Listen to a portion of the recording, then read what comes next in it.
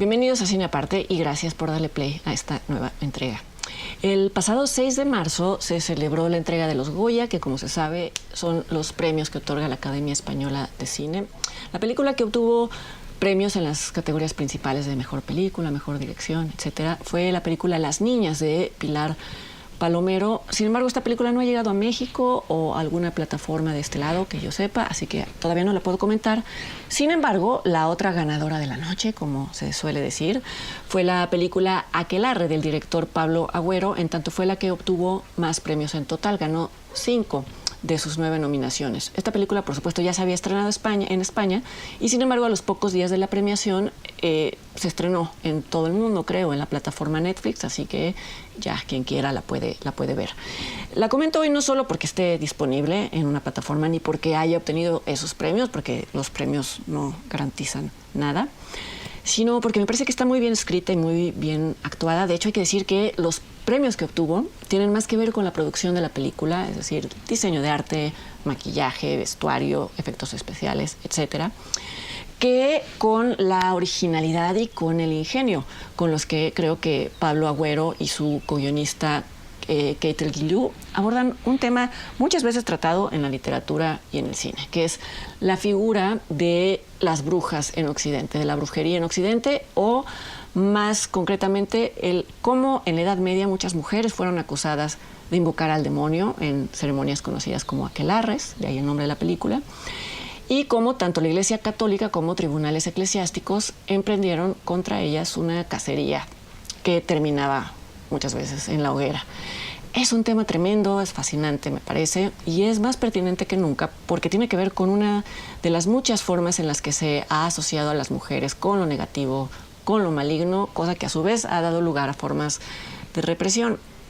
La misoginia es algo muy complejo y se alimenta de arquetipos como este, aunque a veces no lo tengamos muy consciente, está ahí enterrado en la imaginación colectiva.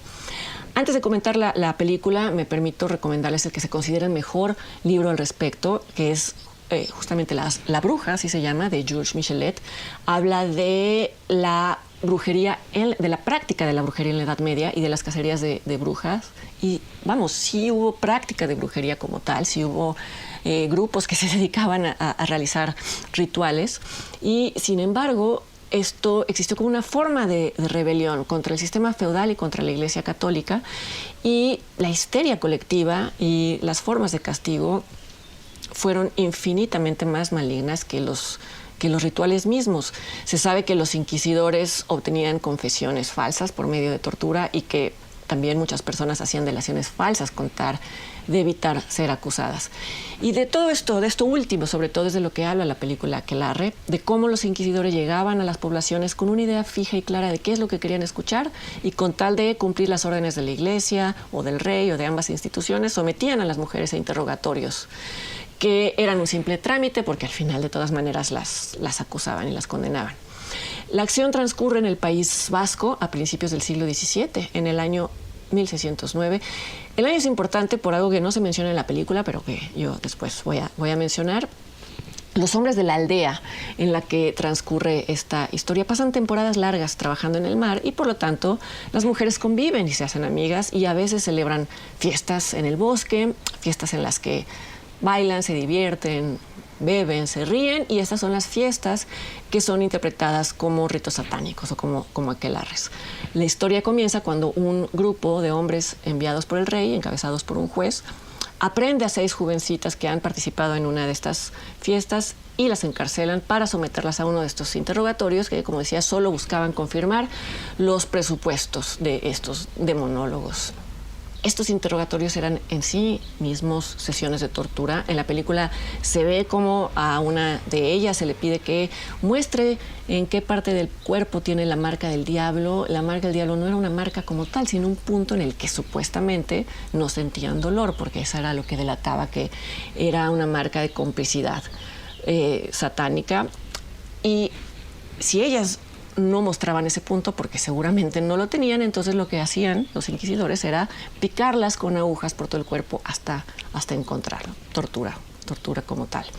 La mayoría de los relatos, tanto literarios como cinematográficos, que hablan de cacerías de brujas, muestran el sufrimiento de las mujeres acusadas, y esto es comprensible porque es una forma de reivindicarlas, pero creo que hacer ese retrato solamente también implica dejarlas atrapadas en un lugar de impotencia. Y decía que la película de Pablo Agüero se sale de esa fórmula porque, aunque las chicas protagonistas están físicamente encarceladas y están a merced de estos hombres, ellas en algún momento comprenden que lo único que les puede dar poder sobre ellos, en concreto sobre el juez enviado del rey, es asumir el rol de hechiceras que ellos mismos les han otorgado. Ya verán ustedes cómo lo logran. Lo van a ser guiadas por una de ellas, que va a recurrir a una estrategia similar a la de Sherezada en Las Mil y Una Noches. Ella asume su poder y en el momento en el que lo hace, neutraliza los ataques del hombre en cuestión. Como decía, estos personajes están limitados por su circunstancia y por su contexto, pero la película lo que al final celebra es su astucia, su vitalidad, su imaginación, su gusto por la vida. El objetivo no es tanto mostrarlas como inocentes de haber participado en un aquelarre, porque hacerlo así perdería el punto, mostrarlas otra vez pasivas. En este sentido, creo que hay un paralelo con la película The Witch de Robert Eggers, en tanto ambas películas hacia el final construyen una ambigüedad que lleva al espectador no solo a aceptar, sino a celebrar la naturaleza dual de las protagonistas. Decía que era importante el año en el que transcurre la anécdota que cuenta Pablo Agüero, porque al año siguiente, en 1610, ocurrió el famoso juicio de Zugarramurdi, que está también en el País Vasco. Es un lugar en donde hay una cueva imponente en el que se decía que se celebraban aquelarres. Esos rumores los rumores de estos aquelarres ocasionaron que la Inquisición española acusara a 50 habitantes de Zugarramurdi de practicar brujería. Ahora, el hecho de que la película de Agüero ocurra un año antes en una región cercana tiene un sustento histórico que acaba conectando su propia anécdota con el juicio de Zugarramurdi, a manera de antecedente. Y es que resulta que en 1609 un jurista francés llamado Pierre Delangle ordenó la quema de casi 100 personas en el lado francés del País Vasco, lo que ocasionó un pánico enorme y ocasionó también que muchas personas se pasaran del lado español del País Vasco. Y este pánico y esta movilización fueron los que acabaron también atrayendo a la Inquisición española hacia Zugarramurdi. Lo que quiero decir es que, aunque la anécdota de aquelarre es ficticia en cuanto a los personajes, su ubicación y su cronología tienen un sustento histórico y la hacen parte de la historia real, y esto me parece una forma muy ingeniosa de mezclar ficción y hechos documentados. Nada de esto último se dice en la película. Se podría haber hecho recurriendo al clásico texto en pantalla para contextualizar o decir lo que pasó después, pero quizá no era necesario hacerlo. Yo se los cuento porque, decía, mi fascinación con el tema es grande y quizá no iba a poder no decírselos. Pero además me permite recomendarles otra película, que es la película Las brujas de Zugarramurdi, de Alex de la Iglesia. Quizá ya la vieron.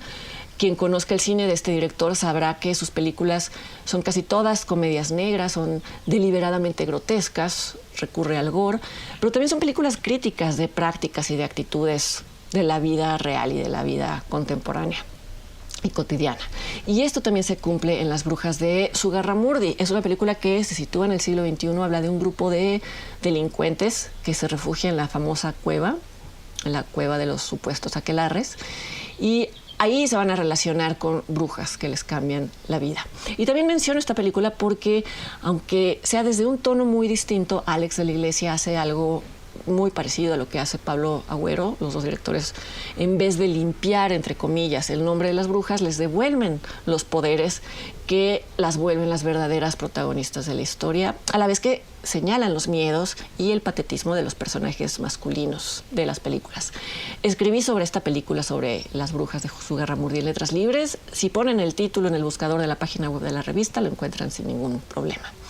Solo para concluir, quizá les interese saber que, a pesar del hecho espantoso de que en el juicio de Zugarramurdi se condenó a 6 personas a la hoguera, fue ese juicio el que provocó que la Iglesia Católica dejara de perseguir supuestas brujas. Y esto sucedió cuando el inquisidor Alonso de Salazar se entregó a la encomiable tarea, hay que decirlo, de llegar al fondo de las cosas, para concluir y para reconocer que el supuesto satanismo era ficción, así lo llamó él, y que en lo más mínimo justificaba la atrocidad de las persecuciones y de los castigos.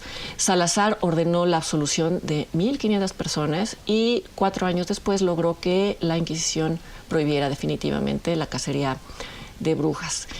Y concluyo ahora sí, citando textual algo que dejó escrito Salazar en su reporte, porque me parece que indirectamente tiene que ver también con la ficción y con la literatura y en última instancia con el cine.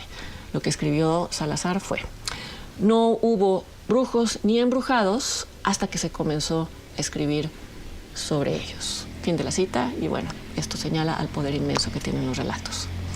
La película Aquelarre de Pablo Agüero está en Netflix. Las brujas de Zugarramurdi de Alex de la Iglesia debe estar en alguna parte porque fue muy vista y muy premiada, ganó casi una decena de Goyas, y yo los invito para que me acompañen en la siguiente entrega de Cine Aparte.